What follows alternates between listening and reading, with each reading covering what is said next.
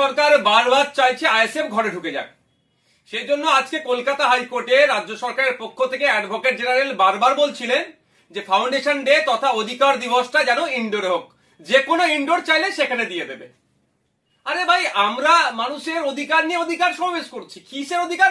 যেভাবে কেন্দ্র সরকার কালা বিল অ্যামেন্ডমেন্ট আছে, ওয়াকফ সম্পত্তি দখল করে নেওয়ার চেষ্টা করছে, কেন্দ্র সরকারের এই অ্যামেন্ডমেন্টের বিরুদ্ধে আমরা অধিকার সমাবেশ করছি।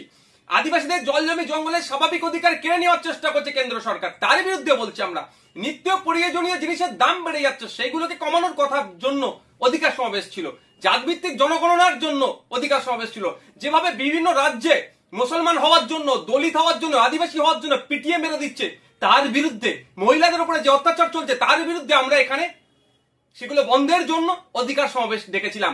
আমাদের বাড়ির মেয়ে তিলোত্তমার সাথে যেভাবে অন্যায় হলো, তার প্রকৃত যে বা যারা এর সাথে যুক্ত প্রত্যেকের সর্বোচ্চ শাস্তির জন্য আমরা অধিকার সমাবেশ ডেকেছি।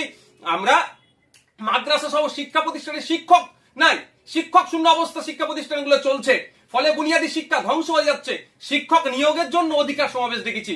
এতে রাজ্য সরকারের কষ্ট হচ্ছে, ব্যথা উঠছে, সেই জন্য বারবার চেষ্টা করছে আমাদেরকে ঘরের মধ্যে ঢুকিয়ে দেওয়ার জন্য। আজকে কলকাতা হাইকোর্টে আমাদের পক্ষ থেকে যিনি আইনজীবী ছিলেন শামীম ফিরদৌস সাহেব সম্মানীয় বিচারপতিকে এই বিষয়গুলো তুলে ধরেছেন, এবং বিচারপতির আমাদের পক্ষেই আমি মনে করছি রায় এসেছে। রাজ্য সরকারের মুখ পুড়েছে, এদিকে দিয়ে আমাদের সমাবেশকে আটকাতে পারলো না। আমাদের ওখানেই শহীদ মিনার চত্বরে বেলা 12টা থেকে আগামীকাল সমাবেশ হচ্ছে, সেটা কলকাতা হাইকোর্টের রায়কে মান্যতা দিয়ে আমরা করব।